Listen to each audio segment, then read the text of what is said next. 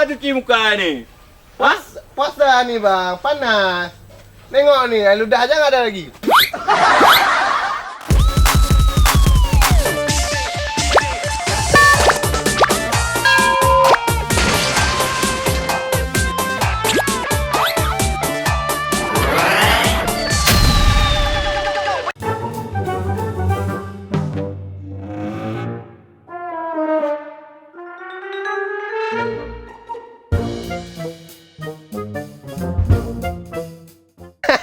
Di sini aja kita duduk nih.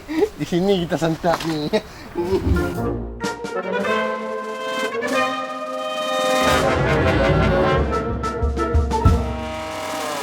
Ojek, kau sebetulnya berapa hari udah nggak puasa? 1 hari ya nggak penuh. Yang lain bolong semua. Alamak, kau kuat kali kamu ya.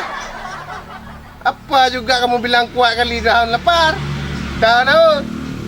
Ini apa nih? Ini minuman untuk menambah stamina. Oh, aku juga ada. Apa tuh? Tunggu bentar ah. Memang harus minum sebelum makan.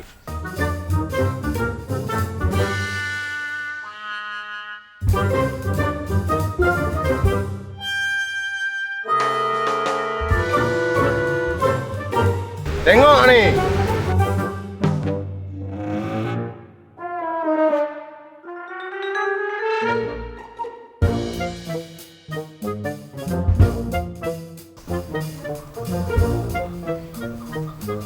Hoi!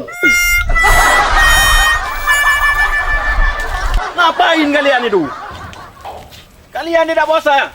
Ya bang, capek kali aku puasa bang. Panas sekali. Air dia udah tak ada lagi.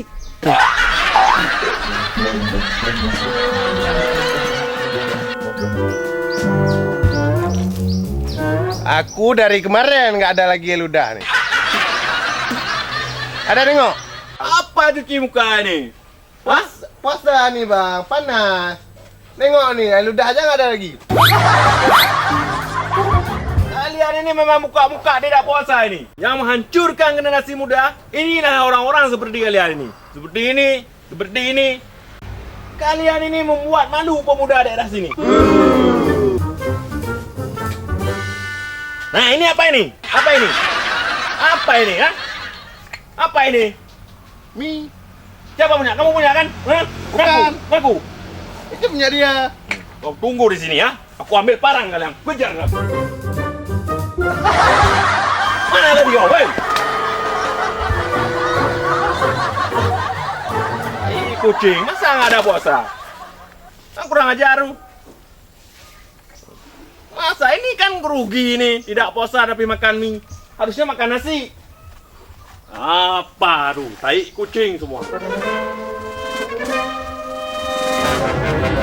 Macam aja.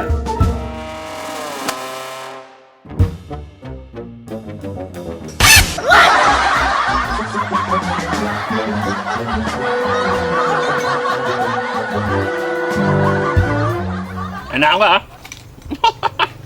Mie rebus. Kita memang suka mie rebus. Hei, tidak puasa kamu?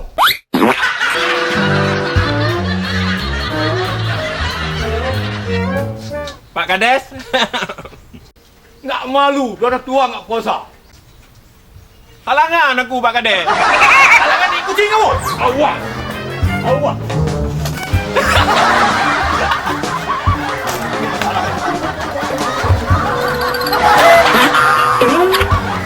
Bikin malu desanya.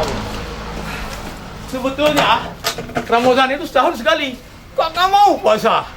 Negara boleh lockdown, tapi kalau puasa tetap jalan.